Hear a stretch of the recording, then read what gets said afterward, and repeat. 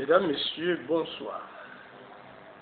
Depuis quelque temps, notre centrale a choisi de s'arrimer au combat de l'Institut français pour la justice, l'IFJ.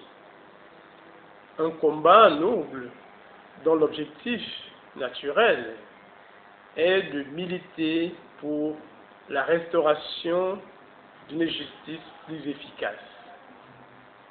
Un combat pour l'établissement de lois plus renforcées.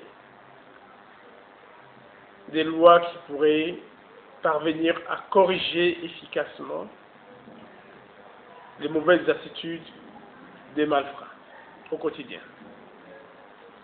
Alors, dans ce combat, nous avons précédemment présenté et commenté une lettre dont l'intitulé était « La montée du cambriolage en France ». Ce documentaire va poursuivre dans la même lancée pour vous présenter un autre document, toujours à but de sensibilisation, que ce soit à l'endroit de la société en général, ou à l'endroit des gouvernements et des décideurs juridiques en particulier. Il revient à tous les chefs d'État de ce monde d'en prendre conscience afin que l'humanité ne sombre pas à nouveau dans la barbarie, comme ce fut le temps peut-être, le cas peut-être au temps primitif. Alors, mesdames, messieurs, l'article de ce jour va être intitulé « Elle n'a eu aucun traitement de faveur ». Il s'agit d'une de ces nombreux coupables. Madame, messieurs, dit l'article, la presse a révélé la semaine dernière que la criminelle qui fut la principale participante à l'enlèvement du jeune Ilan Halimi et qui fut condamnée en 2010 à 9 ans de prison a été relâchée par la justice depuis une période indéterminée. Certains parlent de plusieurs mois déjà. Je rappelle qu'il s'agit de la presse française, car nous sommes en France. Pour mémoire, Ilan Halimi, la victime, fut mis à mort dans des conditions d'une violence à faire hurler les pierres par un groupe de jeunes de banlieue qui se nommaient eux-mêmes, entre guillemets, le gang des barbares. Ces jeunes supposaient que, malgré que leur victime était juive, parce que leur victime était juive, ils parviendraient à extorquer à ses parents d'énormes sommes d'argent. Ces jeunes avaient torturé ce garçon pendant 3 semaines.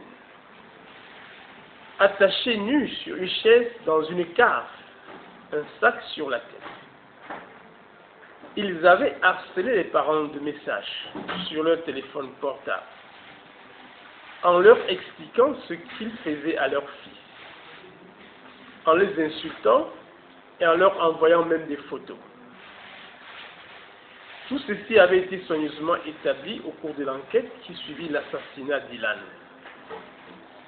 Bien entendu, à l'époque, toute la presse et les autorités du pays avaient juré que les coupables seraient sévèrement punis.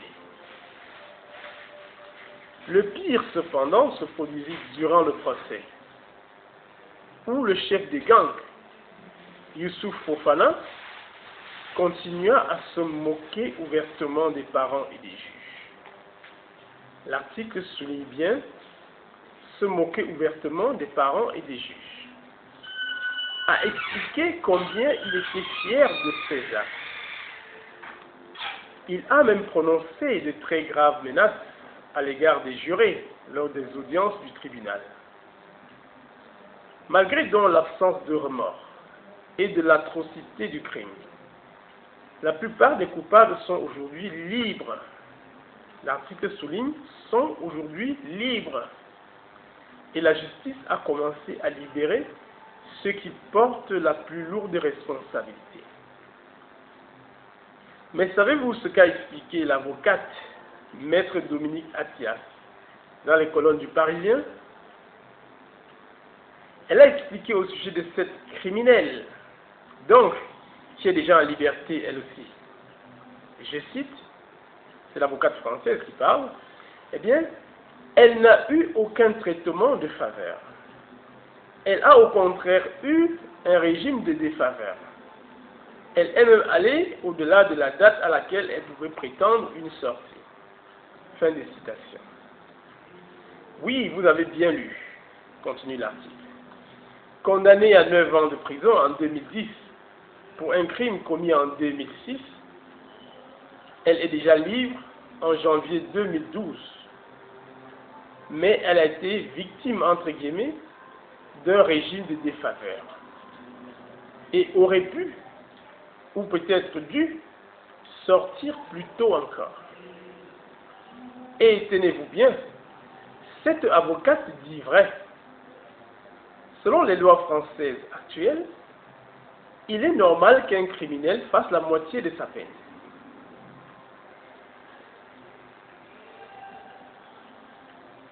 Car tout notre système judiciaire est organisé pour éviter que les peines prononcées soient appliquées comme elles le devraient. C'est sans commentaire, mesdames et messieurs. Je continue. La perpétuité, entre guillemets, correspond à 20 ans de prison en moyenne. Dès leur entrée en prison, les criminels bénéficient de remise de peine automatique. Remise de peine automatique, entre guillemets, qui réduisent d'office leur peine de plusieurs mois par an. Les condamnés à 2 ans de prison ferme sont quasiment assurés de ne pas passer une seule journée en détention, depuis la loi pénitentiaire dite loi Lesserf, entre guillemets. Et il n'est pas rare qu'un criminel condamné à 10 ans de prison sorte au bout de 4 ans. Même en cas de mauvaise conduite en prison, il n'existe pas un seul détenu en France qui purge l'intégralité de sa peine. De fait, la continuité de cette criminelle qui a participé à l'enlèvement d'Ilan Halimi fut loin d'être exemplaire. Elle doit comparaître le 15 février au tribunal correctionnel pour recel durant son séjour en prison, où elle parvint à faire pénétrer illégalement dans sa cellule un téléphone portable qui lui permettait de communiquer continuellement avec ses amis. Et savez-vous qui lui avait donné ce téléphone portable? Le directeur de la prison, avec qui elle avait des relations sexuelles. Mais pour la justice, ce ne sont que des broutilles. Rien qui justifie de purger la peine à laquelle elle a été condamnée. L'urgence est de la remettre en liberté avant la fin de sa peine. Et d'ailleurs, elle ne voudrait plus entendre parler de justice. Entre guillemets. Elle ne voudrait plus entendre parler de justice. Il s'agit de cette criminelle. A expliqué son avocate. Eh bien, je vais vous dire ce que nous en pensons à l'Institut pour la justice. Nous pensons que tout cela est invraisemblable. Et nous pensons qu'une peine prononcée au nom du peuple français ne doit pas être systématiquement rabotée par un juge d'application des peines. Nous n'appelons pas à la vengeance. Mais nous ne trouvons pas juste que des personnes qui ont commis de tels actes, en parenthèse, c'est elle qui avait eu l'idée d'enlever un juif et elle a reconnu avoir choisi seule la victime. Fermez la parenthèse. Soient remis en liberté des années avant la fin de leur peine. Nous pensons qu'il en va de même de notre dignité la plus élémentaire, de citoyens, de faire tout ce qui est en notre pouvoir. L'article souligne bien, faire tout ce qui est en notre pouvoir, pour empêcher notre système judiciaire de continuer à se moquer à ce point des familles et des victimes et des citoyens innocents. Si vous souhaitez vous aussi faire quelque chose, et si vous n'avez pas encore participé à notre référendum sur la justice, regardez d'urgence cette vidéo. Bon, à cet effet, nous vous invitons, chers internautes, chers téléspectateurs, à vous rendre sur le site www.institutpourlajustice en un seul mot.com. Et surtout, continuez l'article, Faites circuler ces messages partout autour de vous. Un grand merci. Signé Laurence Ravel, secrétaire général. Alors, mesdames, messieurs, nous osons croire que notre lecture de cet autre article de l'IFJ de France, Institut français pour la justice, va contribuer à faire réfléchir les uns et les autres. Nous comptons fortement sur les magistrats des pays africains en particulier pour méditer cette question. Il est de tradition que les habitudes françaises deviennent africaines.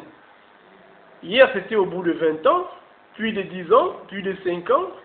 Aujourd'hui, cet écart est presque annulé. C'est dire que ce qui se passe aujourd'hui en France, il vaut mieux déjà en prendre conscience dès maintenant. Il s'agit de se mobiliser comme un seul homme, sous peine de voir la société être embrasée par l'insécurité. Messieurs les gouvernants, messieurs les magistrats, messieurs les avocats et autres, il y a du pain sur la planche. À nous de sauver la société, afin que règne la paix et l'éthique. Voilà comment la centrale panafricaine essaie à sa façon de répercuter ce noble message de l'IFJ de France. Main dans la main, œuvrons pour une restauration de la vraie justice. Sauvons ces jeunes qui sont en déperdition. Faisons barrière, si je ne m'abuse, à Lucifer, qui est derrière toutes ces manigances. Voilà. Bonne soirée, mesdames, messieurs. À la prochaine. Au microphone, c'était comme Bernard. Au revoir.